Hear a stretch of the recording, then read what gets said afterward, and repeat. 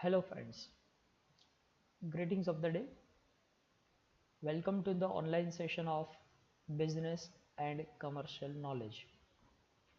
Friends, today we are starting chapter number 4 of business and commercial knowledge. In short, we know it as BCK, and chapter number 4 is titled as Government Policies for Business Growth. What shall we learn in this particular chapter? In this chapter, first of all, we will learn the historical background of business policies, how the policies work. Then we will understand the meaning and characteristics of policies. And then next we will learn what are the contemporary policies in India. That means what are the different policies that are playing their role at present. So that will be the subject matter of this particular chapter. Now let us start with the policy framework in India, a historical sketch. That means in history, before so many years, what was the situation of policy in India? This is what we want to learn here. Friends, you know that in India, lot of discourses and researches have been made in terms of public policies, and the subject related to the public policy has been taught into the age old universities like Takshashila, Vaishali and Nalanda. Means that policy is not the gift of modern age, but the concept of policy, public policy especially, was being taught in the age old universities like Takshashila, Vaishali and Nalanda. So this is a very vast and very old subject. Then during the time of Emperor Chandragupta Maurya, the great intellectual guru of this Chandragupta Maurya, called as Chanakya, he had firstly identified the public policies for the state. State means here government. So what kind of policies should a government follow in order to manage the public, in order to create the welfare of the public? What kind of policies should be adopted by the king, should be adopted by the government? That was outlined by Chanakya during during the time of Chandragupta Maurya. So that was also the example of public policy. After that, he had written a book called Arthasastra. Now this has to be remembered. This is an MCQ here that can be asked. What was the name of book by Chanakya? The answer is Arthasastra. Now Arthasastra is considered as a conceptual framework of statecraft and public policy. So what kind of policies should be adopted by the king in order to manage his kingdom? This was written in this book called Arthasastra. So Arthasastra has also given the identification related to the public policy. After that, in Greek city and Roman Empire also, they had created the policies, public policies, that was center of attraction during those time periods. Philosophers like Plato and Aristotle, again do remember these names, Plato and Aristotle, in the time of Greek and Roman Empire, they had created the discourses related to public policy. So public policy was also um, very well taught and discussed by Plato and Aristotle also. In the time of Ashok the Great, during the time of Ashok, the Magad was ruled by Ashok, and he had introduced the policies of peace and harmony at the time of Ashok. So the policies that were prepared by Ashok, that was mainly focused on peace and harmony.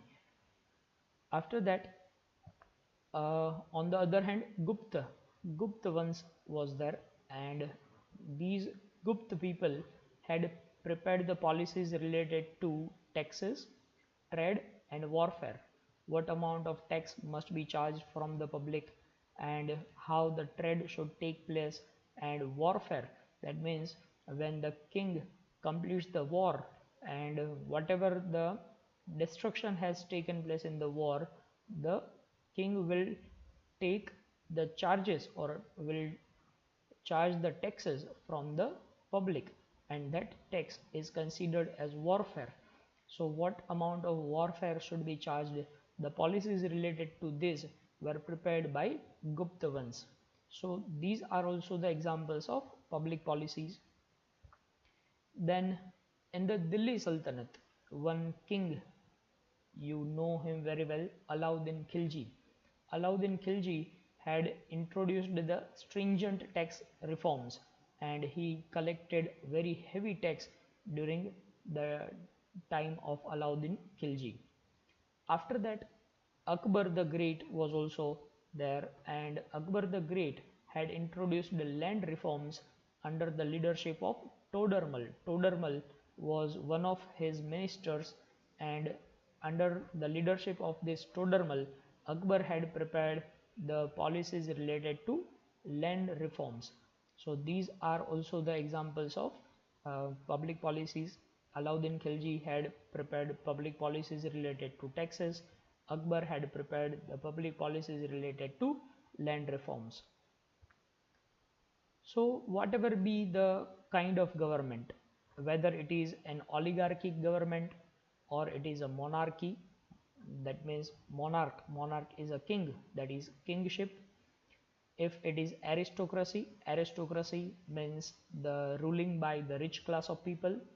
If it is a tyranny, tyranny means very heavy destruction or very heavy torturing. If such kind of ruling is there, if there is a democracy, democracy, you know, the government by the people, for the people, and of the people. Whatever be the kind of government, the policies are formulated and implemented in order to manage the people, in order to manage the ruling, in order to manage the kingdom of the government. So every kind of government will prepare certain policies for the welfare or benefit of the state. Now, public policy in the contemporary global economies. Global economies like India, America, these all are considered as the globalized economies. Now, the government of these globalized economies will also prepare certain policies in order to manage the global environment or global economy. So, what kind of policies will be prepared? See, these efforts, that means these policies in the globalized economy, are commonly known as LPG policies. LPG, L stands for liberalization, P stands for privatization, and G stands for globalization. So these three kind of policies are utilized for globalized economies. The first of them is liberalization. Now, what do we mean by liberalized? Liberalize means to give certain kind of relaxations or to make something liberal. So, liberalization policy of economy refers to gradual decrease in the government command and control over the economic policies. See, you know that when India got its freedom, and after some years of freedom, government of India had prepared very strict policies. There were so many restrictions on the trade, there were so many restrictions on the export and import, and so many restrictions related to the economic activities. But in 1991, government of India realized that these kind of restrictions would hamper the economic growth, would bar the economic growth, and as a result, the government started making liberalization. Government started giving certain relaxations. So all these restrictions on the tax structure, quota that is quantitative restrictions were removed, bars that means certain kind of ban in the economic activities, and economic restrictions, these all are gradually removed, and this removal of these restrictions is known as liberalization. So uh, these are the public policies related to the liberalization.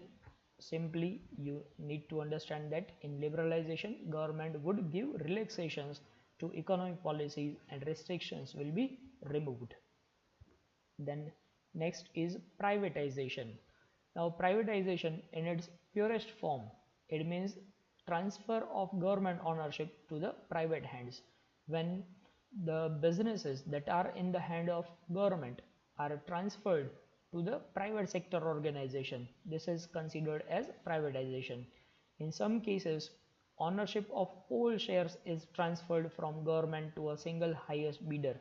That means all the government organization, all the shares of government organization will be given to the private company, like that has taken place in VSNL. VSNL stands for Videsh Sanchar Nigam Limited. All the shares of VSNL are transferred to Tata Telecom. So the VSNL was a public organization, that means government organization. Now it has been taken over by Tata Telecom. So this is considered as privatization. In some cases, a large chunk of shares, that means a large amount of shares, is sold to a public, but majority shares are in the hand of government. That means government would sell out around 49 percentage of shares, and 51 percentage or more shares are in the hand of government. So majority shares will be taken by the government only, but the minority shares, that means 49 percentage or less than that, would be sold out into the market, like that has taken place in ONGC, that is Oil and Natural Gas Corporation, SAIL, that Steel Authority of India Limited, and State Bank of India. These are the examples where government has sold the minority shares, that means 49 percentage or less shares are sold out, and 51 percentage or more shares are in the hand of government. So this is the public policy related to privatization. And then there is a policy of globalization. Now globalization means opening the boundaries. That means there is no trade related barriers. One country can sell out the product or export the product to the other country, and no restrictions related to export and import. So connecting the local economy to the world, that is domestic economy is connected with the whole world, and the boundaries of our country are opened up for the foreign trade, that is considered as globalization. It also covers the measures of lifting the trade barriers. That means all the barriers related to export and import are lifted out, and now there is no barrier related to trade. So this is considered as globalization. So these three policies, that is liberalization, privatization and globalization, these are considered as the global economic policies. Thank you for now.